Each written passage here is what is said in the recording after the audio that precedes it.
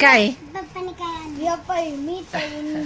मला वाटलंच होतं बराबर मी फोन धरूनच ठेवला. आई आई केलं ना ती कोणताच कळालं मला. तिकडे ठेवा मग सांगा. हा दादा माग सरकव. हा सरकव. हा सांग लक्ष्मी काय काय. हा काय त्याच्यात गिफ्ट आहे. हळूहळू काढ. आई द्याव तिला काढून. लेकराला काढता येईन. पप्पाने आणलं लगेच तुझ्याकडून. किती हुशार आहे ना, किती चॅप्टर आहे.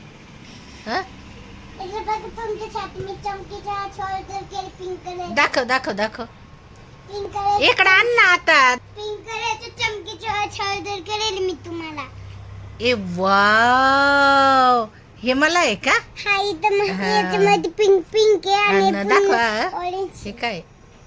वा हे बाबाच आहे वाटतं आहे ना. आणि कारण बाबांची ग्लीन तुझी पिंक आहे ना. भैया थँक्यू रे भाऊ. आणि अजून काय हे गाजरा कोणी आणला. तुझ्या बापनी आणला. भाऊ थँक्यू. खूप सुंदर गिफ्ट थँक्यू. अरे बापरे बापरे बापरे. हे बाय आता आहे का काढलाय बी गजरा. तू गजरा पण आणला ना भाऊ. थँक्यू. हे बाय काढलाय बी आणि लगेच गेलं पटकन आहे ना. हे अशी गंमत आहे बाबा. मिठाई हा मोगऱ्याची. दाखव साड्या दाखव. ही साडी तर बाबांनीच आणले मला. मी तिकडे ठेवली ती. ही याच्यात काय पप्पाने आणलं काय. दाखव खोल बरं काय. साडीची दाखव. काढ ना पाहू तर दे. आता तो आम्ही इकडे बसेल तुम्ही तिकडून पिशव्या घेऊन आले. अय्या खोल.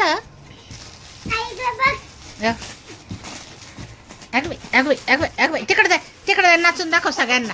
हा दाखव. हा दाखव. हा तेव्हा पाहते नाचणं आहे का. आहे ना. हा बाबू हा बाबू. गाणं कोणतं आहे. गाणं नाही माहिती. ए वा खूप सुंदर आहे भैया. साडी पण खूप छान आहे भाऊ. मला खूप आवडली. हा इकडं बापरे बापरे. इकडं पण नाचणं आहे का. सपना ऐक ना. म्हटलं तुझ्या नवऱ्याने आणलेली साडी मला खूप आवडली. हा तुला दाखल नव्हते अजून. नाही दाखल तिकडूनच घेऊन आले होते. हे बघा हे पोरं पिशव्या घेऊन आले ना माझ्याकडं. आले ते ड्युटीवरून. कशी वाटली तुम्हाला नक्की सांगा साडी. हे बघा अय्या खूप छान आहे ग. आणि घड्याळ पण घड्याळ तर इतके मस्त आहे. पोर म्हणे हे काय दाखवले ना म्हणे. आई आई आम्ही तुला गिफ्ट आणलं म्हणे. आणि हे बघ मला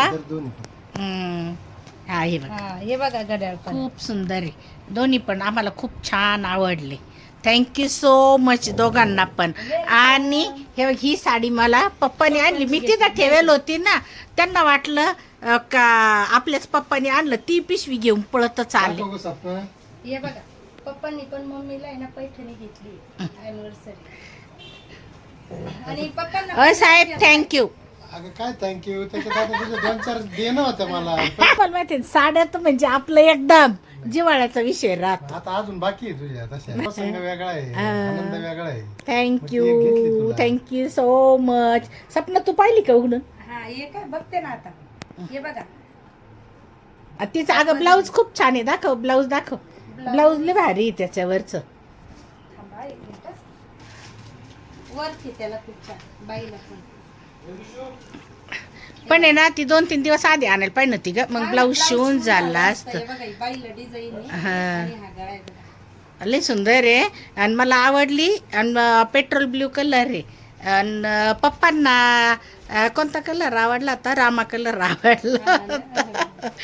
पण मग रामा कलर पण आहे आपल्याकडं. मग म्हटलं हा पेट्रोल ब्ल्यू आहे. ब्ल्यू भरपूर आहे पण हा थोडासा पेट्रोल ब्ल्यू कलर आहे. खूप सुंदर आहे म्हणून मला आवडला. आणि मला पण कशी वाटली साडी गिफ्ट पप्पांनी दिलेलं मम्मीला. आणि विश्वाच्या पप्पांनी दिलेलं कसं वाटलं ते नक्की सांगा. हे बघा. हे बघा साहेबांनी दिलेलं मला गिफ्ट कसं वाटलं. म्हणजे साड्या मला खूप आवडतात हं. मी पहिल्यापासून म्हणजे साड्यांचा मला खूप शौक आहे. त्याच्यामुळं सगळ्यांना माहिती हिची दुखती रग आहे. मग मग काय करते प्रत्येक काही पण असलं वाढदिवस लग्नाचा वाढदिवस ह्या भैयानी बिचाऱ्यांनी घड्याळं पण आणले आणि साडी पण आणली. कारण त्याला माहिती आहे सगळं घेतलं तरी मम्मीचा साडीसाठी जीव गुतेलच राहतो. म्हणून त्यांनीच पण छान आहे मला ती पण आवडली. कॉटन आहे ना ती. हा.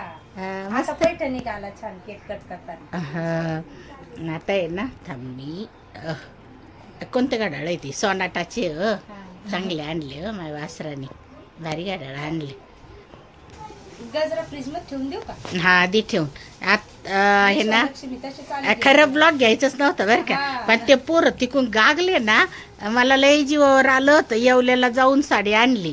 काय अजून मिठाई ए दादा ए सोनू दादा दादा ते याच्यात काय आणलं हे दाखवायचं सोडून पळत काय फिरतो दादा तू. दाखव काय आहे त्याच्यात. काय आहे? मिठाई पाहिली तरी का तू काय आहे त्याच्यात. मग मग तू पण बघ आम्हाला पण दाखव. नाही या पेढेवरती ऑप्शनला आणले असतील पेढे. आणि अजून काय दाखव.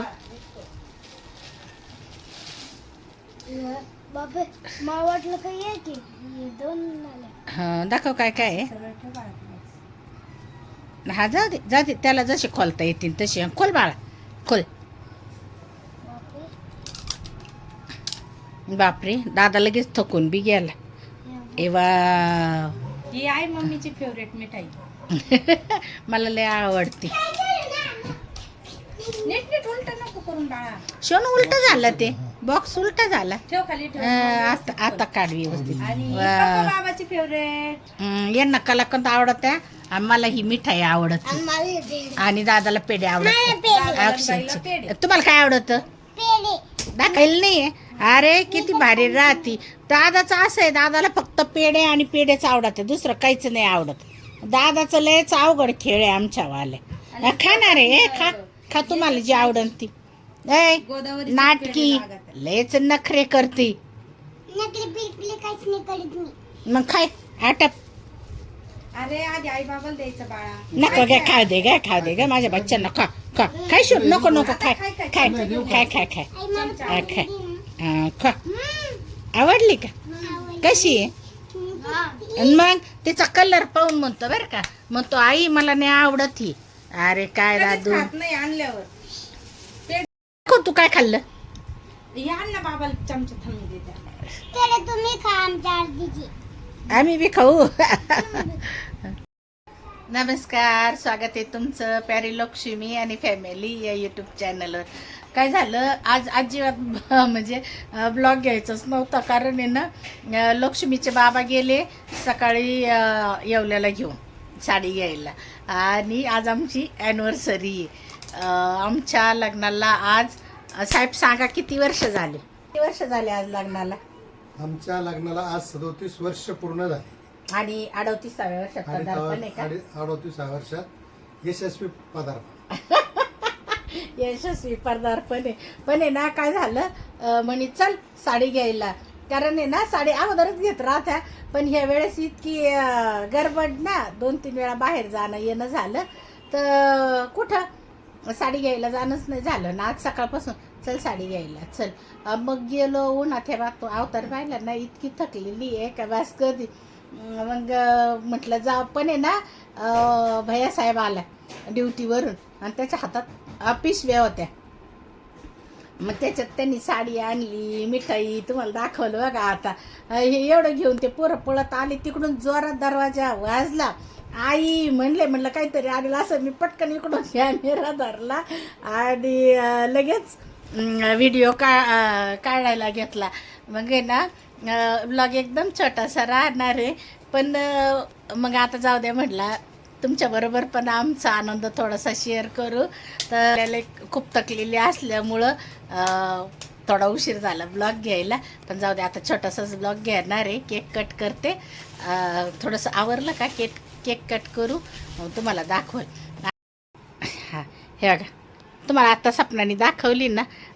आणि त्यांना येतात माझ्याबरोबर दुकानामध्ये बरं का, जाताना एकदम खुश राहत्या, येताना एवढंच तोंड होतं, म्हणते अरे इतका थकलो मी का बास, कधी लई साड्या पाहते कवर बी असे थकून जातात. वाटलं लई मागं लागले होते, चल साडी घ्यायला, चल साडी घ्यायला. आणि साडी घ्यायला गेल्यावर कसं वाटलं?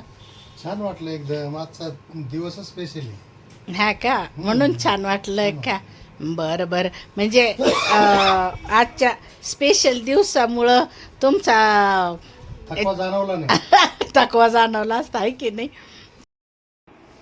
हे बघा, ही साडी घेतली मला लक्ष्मीच्या बाबांनी. कशी आहे, कशी वाटली मला नक्की कमेंट करून सांगा बरं का. आणि एकदम घाई गडबडीत ना, चला लगेच, चल लगेच आज घेऊनच टाक. 2-3 दिवस अगोदर झाली असती तर ब्लाऊज शिवून झालं असतं, पण आता जाऊ द्या, काय अडचण. एवढ्या गडबडीत पण कलर आवडला का? आवडला, कारण यांना दुकानात गेल्यावर ना थकून जात ते, थकून म्हणून कलर पास करणं म्हणजे खूप मोठं दिव्य आहे. एखादं युद्ध लढल्यासारखं वाटत मला. नाही नाही, आवडला हो, छान आहे. तुम्ही पण सांगा कमेंट करून लक्ष्मीच्या बाबांनी अॅनिव्हर्सरीला घेतलेली साडी कशी आहे, तुम्ही पण सांगा. कमेंट मध्ये सांगितलं, विचारलं म्हणजे माझा अंदाज आहे बा साडी म्हणून पटली. पोरांनो, अरे चला ना, आलो ना. चला माझ्या बच्चांना बोला ना बाबा.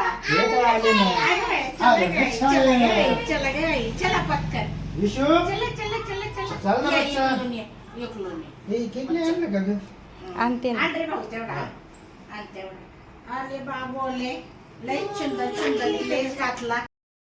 अय्या, छान केक आणला रे भाऊ, लय भारी आहे. लक्ष्मीने ना आणल्यानंतर तो माझ्या हातातून घेतला आणि थोडासा हलवला आहे बघ, सरकला तो. थोडासा. हम्म. जाऊ दे, सोड. आनंदाच्या याच्यात आली. माझं बच्चं आहे ते, आणि जाऊ दे, म्हणे, सोड दे. काय नाही होत. माझ्याशी आणि तू तुम्हाला आणलेले वीस नव्हते. घड्याळ पण खूप छान आहे. आता हे पोर आम्हाला म्हणत होते, आई घड्याळ का बरं घातले नाही, म्हटलं अरे तो पप्पा घालणार आहे आमच्या हात. मग मी घालतो, हा ना. सपना घालीन. हा ना, मग ते म्हणे ना आई लगेच घालून घे, म्हटलं नका रे, माझ्या भाऊने तुम्ही आणले ना. दोघांच्या पण हातात घाला, मी व्हिडिओ काढते. हा, असं काहीतरी करा आता. आणि हे बघा, सपना पण चालू आहे. ऑप्शन साठी ताट तयार करते. सपला. हे बघा, हे घड्याळ आणलं मी पप्पांसाठी. मला हे आवडलं, पप्पांना पण छान वाटलं. आता लक्ष्मी आई मम्मीला घालते घड्याळ, घातलं ना बाई, लक्ष्मी. आणि दादा पप्पा बाबाला. छान, एकदम मस्त रोज गोल्डचं आहे ते, मला आवडलं. हा, आणि नवीनच डायलचं आणलं, खूप छान आहे. असं डायलचं घड्याळ नव्हतं माझ्याकडे. आणि माझं काय झालं, माझ्याकडे पण एक रोज गोल्डचं घड्याळ होतं, गोल्डनचं पण आहे, ब्लॅक पण आहे. पण आहे ना, रोज गोल्डचं घड्याळ मला एका वाढदिवसाला दिलं होतं. नाही, कुठे गेलो होतो गाड्या, फिरायला गेलो होतो मैत्रिणी बरोबर. तिथं माझ्याकडून ट्रिप मध्ये हरवून गेलं. आता भाऊने परत मला रोज गोल्डचं घड्याळ आणलं. थँक्यू भाऊ. डायल आवडला का तुला? हो, खूप छान आवडलं. मध्ये मध्ये दाबून घाला. छोटं लावू माझ्या बाईला. नागलं ना बाई, त्याला बी नागलं आणि तुला बी नागलं.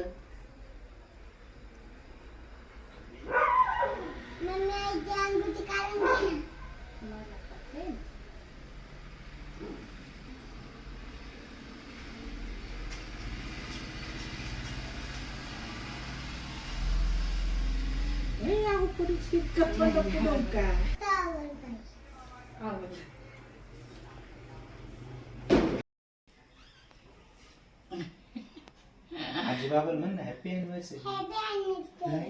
माझे डॉक्टर बालगन न हुशार शो नाही ते. मला लग्न वाढदिवसाच्या पुन्हा एकदा खूप साऱ्या शुभेच्छा. थँक्यू भाऊ, थँक्यू.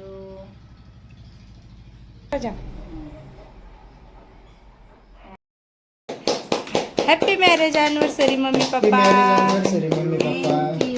Thank you so much. किती वर्ष कंप्लीट झाले? आज का, हा? आज 37 वर्ष पूर्ण होऊन हा. आता 38 वर्षाचा प्रवास चालू झालाय. अरे बा, दादा तुम्ही हे माझ्या साडी परत तुम्हाला खाऊ घाल ना दादा. सगळ्यात आधी त्यांची गडबड राहते. मम्मी तुमच्या लग्नापासून 1989 पासून ते आता 2026 पर्यंत कसा राहिला तुमचा प्रवास? आमचा प्रवास आता कसा राहिलं? प्रवास आता रोमांचक राहिला, दुःखमय राहिला, आनंदमय राहिला, सगळ्याच प्रवाहातून गेलो आम्ही. मी फक्त म्हणजे आता ते कसं अनुभवातून सांगते, कारण कर्ता पुरुष घरात एकच असतो. जो माणूस कर्ता पुरुष असतो त्याला सगळ्या जबाबदाऱ्या पार पाडाव्या लागतात. त्याच्यामुळं ते कसं सगळं सांगतील. पण मी फक्त एवढंच सांगेल का 89 मध्ये कोपी होती. कोपीपासून ताज बंगल्यापर्यंतचा प्रवास कसा असेल आता हा तुम्ही सांगा आम्हाला. म्हणजे किती त्याच्यासाठी कष्ट घ्यावे लागले असतील आता हे तुम्ही समजून घ्या का साहेब. आणि या सगळ्या कष्टात ती माझ्या खांद्याला खांदा लावून अगदी बरोबरीनं एकदम खंबीरपणे उभी होती. त्याच्यामुळं मला इथपर्यंतचा प्रवास अगदी सुखकर आनंदी वाटला.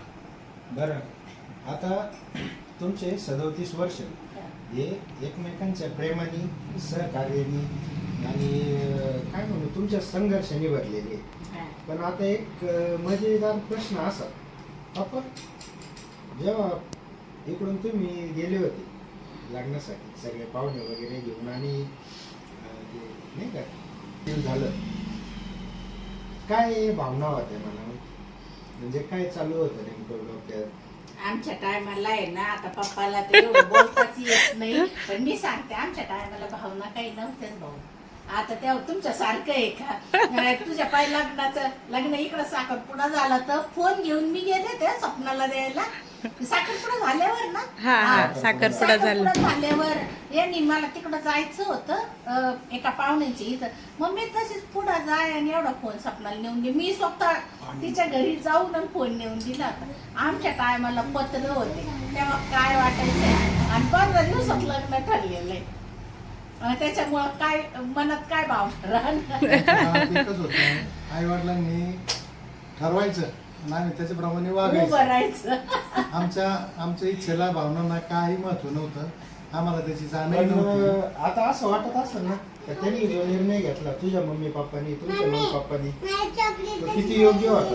आम्हाला तो निर्णय योग्य वाटला. त्यांनी जो निर्णय घेतला तो त्यांच्या कर्तव्यातून घेतला. परंतु आमचा जो योगायोगाने आमचा जो जोडा जमला तो आम्ही त्याला म्हणजे अगदी तुम्ही माझ्याविषयी काही नाराज आहे? अजिबात. आपण नाही बाबा, आपण नाहीये, आपण एकदम खुश आहे.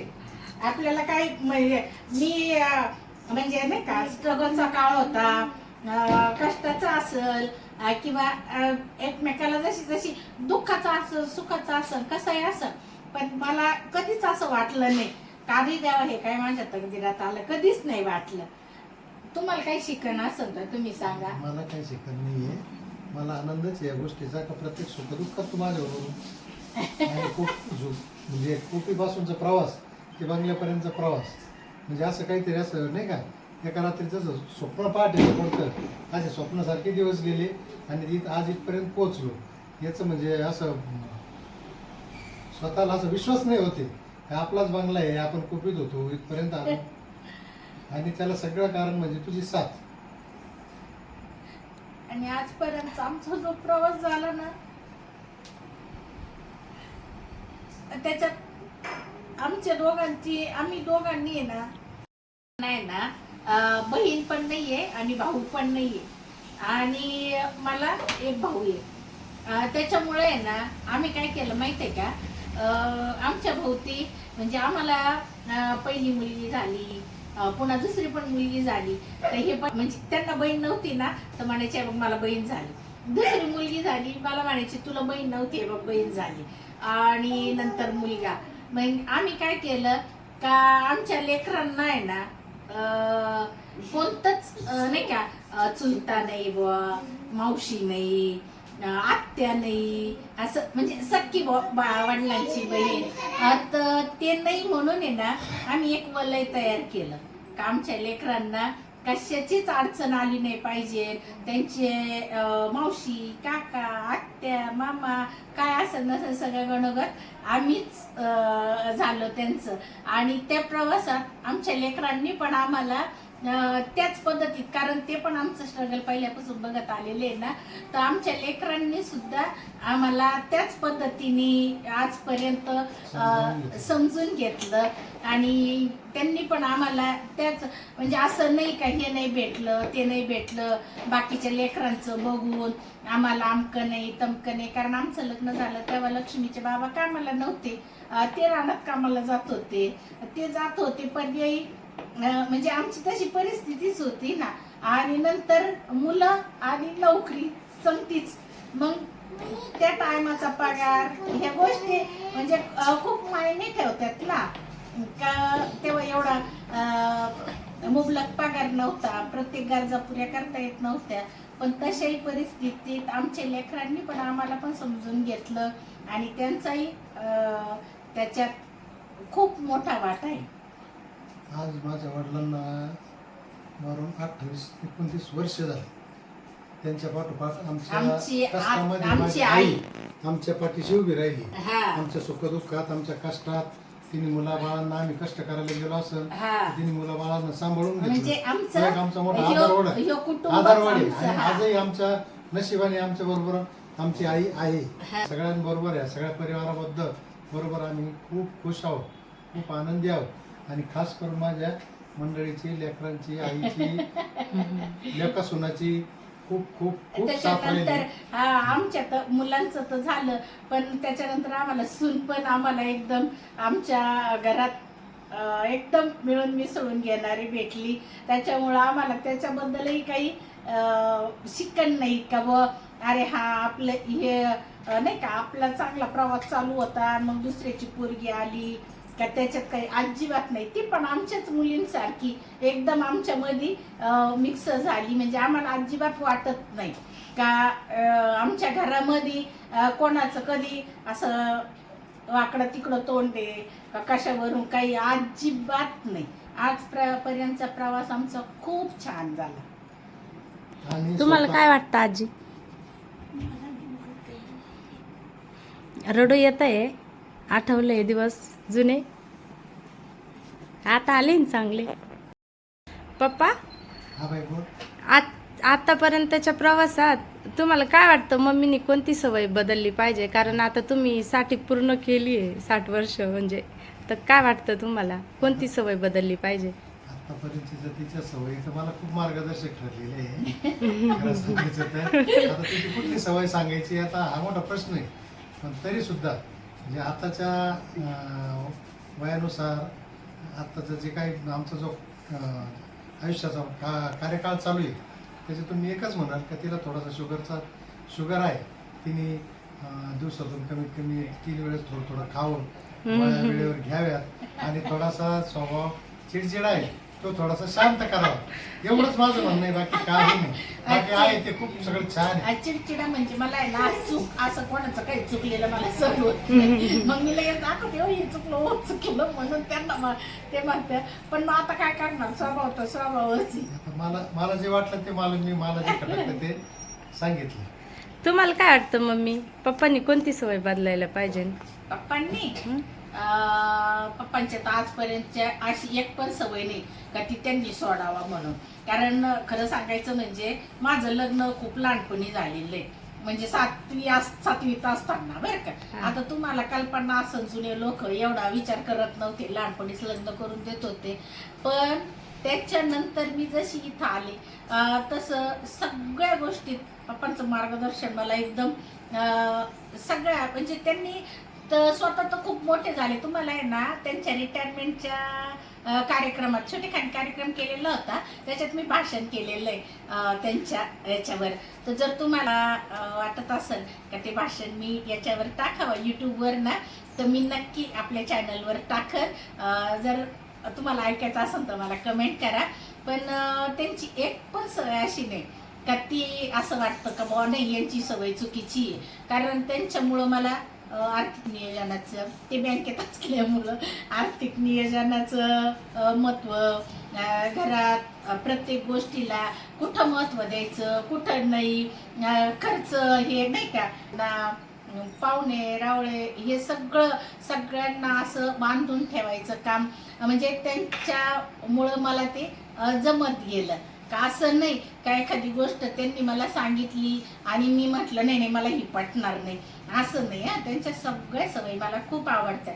पण आज मी म्हणजे ऑन कॅमेरा सांगते हे शनो पटशील. माझं म्हणणं काय माहिती आहे का, आता त्यांचं वय वर्ष मागच्या वर्षी रिटायर झाले ते ऑक्टोबरमध्ये. तर आता त्यांना 61 रनिंग आहे ना, 61 रनिंग आहे. आणि माझं पण हे असं तब्येतीचं असतं. तर माझं म्हणणं काय आहे, ते बँकेत होते, पूर्ण तालुक्याला पैसे पुरवायचे बरं का ते, आणि कॅशियर पण होते.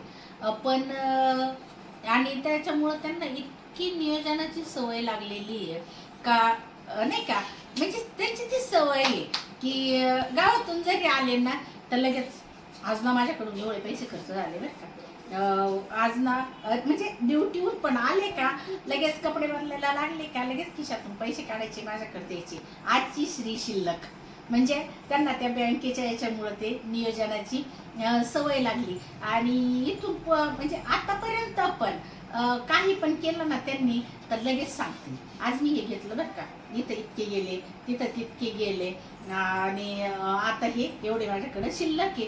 तर ही त्यांची बँकेमुळं म्हणा किंवा त्यांची ती सवय म्हणा ती लागलेली आहे त्यांना.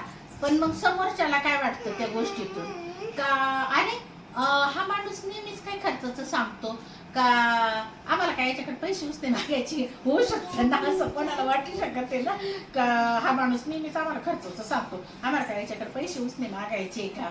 किंवा मग मला का होत नाही माझ्यासाठी जर त्यांनी काही केलं आणि सांगितलं हे बघ हे तुला इतकं एवढ्या याचं घेतलं बरं का. आता मला त्यांची सवय झालेली एवढ्या वर्षात, त्याच्यामुळं काय नाही. पण समजा एखाद्याला बोललं गेलं का मी हे इतकं एवढं केले बरं का खर्च, तर समोरच्याला राग नको यायला ना त्या गोष्टीचा. तर मला असं वाटतं त्यांनी आता रिटायर झाले ना तर बँकिंग क्षेत्र सोडून द्यावा आणि ती गोष्ट त्यांनी बोलू नये. तुला सगळं सांगायचं कारण असं की आपल्यामध्ये पारदर्शकता असते. समजा मला मिळाले किती खर्च झाले किती उरले किती याची कल्पना तुलाही असावी किंवा घरातल्या सगळ्या सदस्यांना असावी, म्हणून या गोष्टी मी सांगत आलो.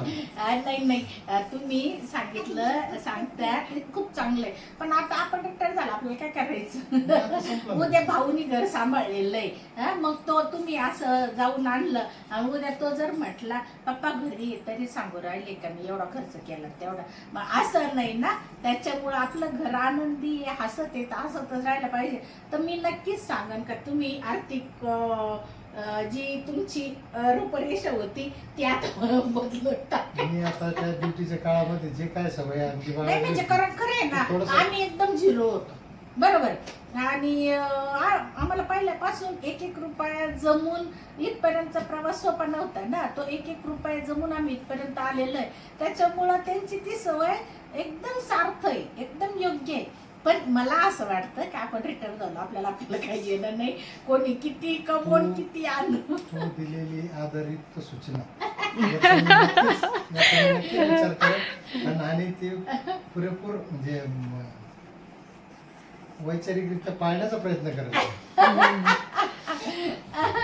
म्हणून म्हणजे बस बाकी काही नाही. म्हणजे त्यांनी माझा म्हणण्याचा उद्देश त्यांनी तत्त करू नये, काहीच नाही. आता एकदम लाईफ आनंदात जगायची, आपल्याला वाटेल तसं फिरायचं, कुठं जायचं यायचं. आता गुंतून माझं म्हणणं स्वतःच माझं मन नाही बरं का आता गुंतून राहू नका. कारण तेव्हा काय करायचे माहिती का, आम्ही हे ड्युटी करायची आणि मी घरी पण कुठं पण गेलो ना आम्ही तर दिवसभर एखादा कार्यक्रम असं काही असं दिवसभर जायचं, पण संध्याकाळी लेकरांमध्ये म्हणजे लेकरांमध्येच यायचं. आणि आई राहायची पोरांजवळ, त्याच्यामुळं संध्याकाळी घरी म्हणजे घरीच यायचं. आणि एक रात्र आम्ही कुठंच मुक्कामी नाही. माझी मोठी मुलगी 4वी-5वीला गेल्यापासून मी माहेर सोडून दिलं होतं. म्हणजे जायचे सुखादुखाला जात नव्हते असं नाही, जायचं सकाळी जायचं संध्याकाळी यायचं. नाही तर मग एक रात्र, मग हे पोरांजवळ. हे तर कधी कुठं जातच नव्हते, म्हणजे जोडीने आम्ही कुठंच मुक्कामी नाही. तर मला असं वाटतं आता त्यांनी मला वेळ द्यायला पाहिजे. कुठं म्हणजे मागच्या 2 वर्षापासून आम्ही फिरायला लागलोय, पण तेव्हा ड्युटीला होते ना, म्हणजे काश्मीर, केरळ वगैरे फिरलो आम्ही, पण तेव्हा ड्युटीचा काळ होता. आणि आता रिटायरमेंटचा काळ आहे ना, तर माझं असं म्हणणं आहे, कुठं गेलं तर तुम्ही माझ्या संगती पाहिजे. आता जे ते ज्याच्या त्याच्या संसारात आहे ना, तर त्यांना पण त्यांच्या संसारात मग्न राहू द्या, आणि आपण आपल्या धुंदीत मग्न राहायचं. आता आहे की नाही, मज्जा करायची. काय वाटतं तुम्हाला? नक्कीच नक्कीच. जे ते जास्त प्रपंचात आहे, आपण आपला आनंद घेऊ उर्वरित आयुष्याचा. हा, असं आता आहे की नाही, सगळे लेकरं वेल सेटल केल्यावर आपल्या आपण आता आपली काय कामगिरी राहिली? काय वाटतं, काय राहिली का कामगिरी? कामगिरी तशी मरेपर्यंत संपत नसते, परंतु जास्तीची जबाबदारी आपण जशी आपली जबाबदारी पार पाडत आलो, जसं मुलांनी मुलींनी जास्तीची जबाबदारी पार पाडावी. वेळोवेळी आपली साथ्यांना राहीलच. हा, तेव्हा माझं काय म्हणणं आहे, आता इथून पुढे आहे ना, जिथं आपली गरज पडन तिथं आपण माग म्हणजे आपण त्यांच्यापासून लांब आहे असा अर्थ नाही त्याचा, पण जिथं गरज पडन तिथंच उभं राहायचं, नाही तर आपली आपली लाईफ एन्जॉय करायची, असं मला वाटतं. मग इतके दिवस कधीच कुठं माझ्याबरोबर मुक्कामी राहिले नाही. आता माझ्या माहेरी राहायचं, मी म्हटलं माझ्या मैत्रिणीकडे चला, तिकडं जायचं, आणि कुठं फिरायला म्हटलं 8-10 दिवस जायला काय अडचण. सगळीकडे जाऊ आपण, पण पाहू नाही कंटाळायला नको आपल्याला. नाही हो. पाहुण्यांच्या दारात असं नको व्हायला, रिटायर झाले आता यांना काही उपयोग नाही, पाहुण्यांच्या दारात कधी जिंदगीभर मुक्कामीच राहिलेलं नाही, लेकरांना सोडून कधी कुठं राहिलेलंच नाही. पण ह्या आमच्या एवढ्या सगळ्या मोठ्या प्रवासामध्ये आमचे मुली, जावई, नातवंड, मुलींचे मुलगा, सून, नातवंड, आणि सगळ्यात मेन म्हणजे माझ्या सासूबाई यांचा सगळ्यांचा आमच्या या प्रवासामध्ये खूप मोठा मोलाचा वाटा आहे. तर आजच्या दिवशी सगळ्यांचे आभार माना. सगळे आभार असे, आता पहिले आभार तुझे मानतो. त्या दिवशी म्हणजे तू लग्न होऊन आली त्या दिवशी आपण खूपच राहतो, बरोबर. त्याच्यानंतर एक पत्र्याचं घर झालं, त्याच्यानंतर तू पार्लर शिकली, त्याच्यानंतर मी गाई पाळल्या, 5-6 गाई पाळल्या, त्याच्यातही तुम्हाला साथ दिली. त्याच्यानंतर तू पार्लर सांभाळलं. नंतर 2006ला तू नगरपालिकेच्या इलेक्शनला उभी राहिली. 2006 ते 2011 नगरसेवक राहिली. कोपरगाव नगरपालिकेला तू कोले साहेबांच्या पार्टीकडून तू ते नगरसेवक पद भूषवलं आणि चांगल्या पद्धतीने खूप कामं केली, लोकांची सहानुभूती मिळवली, प्रेम मिळवलं. त्याच्यानंतर प्रपंचही चांगला केला. एवढ्या सुखादुःखात आता आपण आज आपण इथपर्यंत आहोत, खुश आहे. या सगळ्या प्रवासामध्ये लेक जावई असेल, मुलगा सून असेल, आई असेल, नातेवाईक, मित्रमंडळी, माझे भाऊ भाऊजही असतील, बहीण मेवणं असते, माझी मेवणी ते असते. या सगळ्यांच्या सहकार्याने खास करून तुझ्या सहवासाने आतापर्यंतचा प्रवास सुखकर झाला, त्याबद्दल सगळ्यांचे धन्यवाद. आणि तुझी आणि मी तर खूपच आभारी आहे तुमची, कारण माझ्या आई वडिलांनी अशा माणसाच्या हातात हात दिलेला आहे माझा, का जो तो जिथं लात मारून तिथं पाणी काढून, असं म्हणजे आज पण मला असं म्हणजे हर गोष्टीत तर त्यांनी सगळ्या गोष्टीत तर साथ दिलेली. पण कुठलाही प्रसंग आला तर आम्ही दोघंही त्या गोष्टीला डगमगणार नाही. अशा माणसाच्या हातात माझ्या आईवडिलांनी हात दिला तर खरे आभार तर त्यांचेच आहे. परमेश्वर आज ते आमच्यात जरी नसले तरी सुद्धा त्यांचा आशीर्वाद आमच्यावर तर कायमच राहणार आहे. पण त्यांच्या त्या एका निर्णयाने माझं आयुष्य बदलून टाकले, त्याच्याकरता साहेबांचेच खरे धन्यवाद. आता ब्लॉगचं आहे ना, सपनाने आमरसपुरी केलेली आहे. हे म्हणे काय जेवण करायचं काय, मी म्हटलं आपणच आहे आता, कारण सगळ्यांच्या शाळा चालू झालेल्या आहे, तर आमरसपुरीचं जेवण करा. आता काय करतो, जेवण करतो आणि ब्लॉगचं येईल इथंच करतो. तर व्हिडिओ तुम्हाला सर्वांना आवडला साडीवरून परत तुम्हाला आवडला तर या व्हिडिओला लाईक करा, शेअर करा आणि सबस्क्राईब करा आणि चॅनलला सबस्क्राईब करा आणि कमेंट करा. आता बघा आमचं सांगायचं काहीच काम नाही राहिलं. किती हुशार झाले आहे ना माझी बाईन दादा. व्हिडिओ आवडला असेल तर नक्की व्हिडिओला लाईक करा, शेअर करा आणि नवीन असाल चॅनलवर तर चॅनलला सबस्क्राईब करा. म्हणता का नाही काय? व्हिडिओ आवडला असेल तर व्हिडिओला शेअर करा, लाईक करा, सबस्क्राईब करा चॅनल.